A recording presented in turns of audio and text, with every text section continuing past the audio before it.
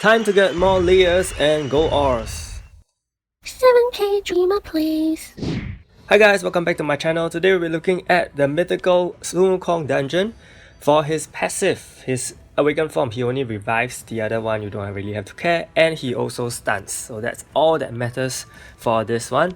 And then for the second stage, okay, he also revives and he also stuns. So that's all that matters for the Wukong dungeon in entirety. So that is why in my team I actually brought Awakened Rudy, because Rudy is a hero that provides stun immunity for 6 turns. So this will prevent your heroes from getting any sort of stun, or you could, just give Shane stun immunity. That is fine as well, and boost Shane's damage with another hero instead. But this is the option that I went for, and I'm using Rachel as well. I'm using Lina here to buff my crit rate. Of course, there are many people who are using Droopy instead, and I think that's totally fine. But because of how my guild buff and Shane is equipped, I can only 100% rely on my Lina, so I cannot really use Droopy because there will be a lag in crit rate.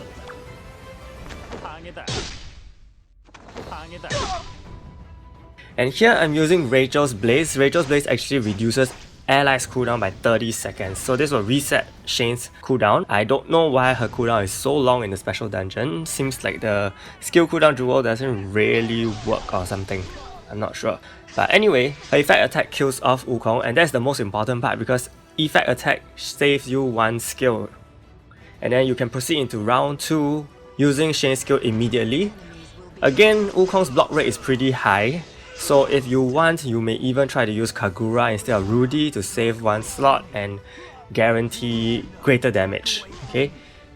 So again, because my Rachel is on cooldown, my Shane is on cooldown, I'm just gonna awaken her because, who knows, maybe I won't be able to kill him in the next hit. So yeah, that's it for the run.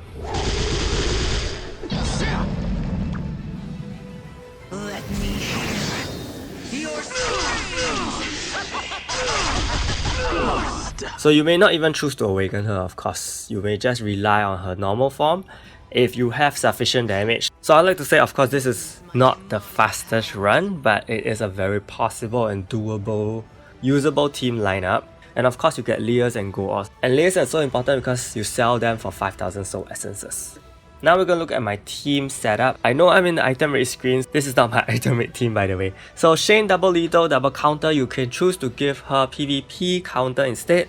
Okay, so that she counters more, have 2% more. For her jewels, she has all these damage increasing jewels, and her accessory is super important, okay?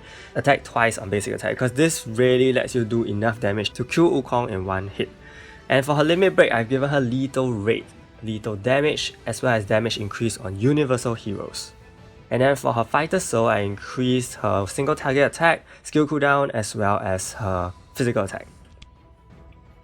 For Rudy, nothing too fancy, just double speed with the gift item and double HP. Gift item is so that you can actually land the first skill instead of Wukong landing the first skill, and that will actually drag your run a little longer.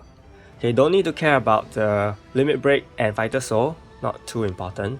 Lina, totally naked. I know this wasn't the Lina I used, but you can actually use this Lina totally empty because all you need is 1 crit buff from her. If you're using Droopy, even better, make sure you gear up your Droopy, of course. For Rachel, just more bulk HP, okay, and speed attack. You don't have to really look at the jewels and the accessories too much because I don't think she will die that easily. And then for Eileen, double HP as well, just more bulk in general, okay? And these are my masteries, just take a look. Crit rate is a must for my case because my Shane lacks the crit, and I'm not sure about yours. You can adjust accordingly to your Shane's needs. I could have increased counter rate, so do increase counter rate, I think it's much better. And that's all for this video. Hopefully it helped you in clearing the dungeon, and stay tuned for Sun Wukong's review. Thank you so much and see you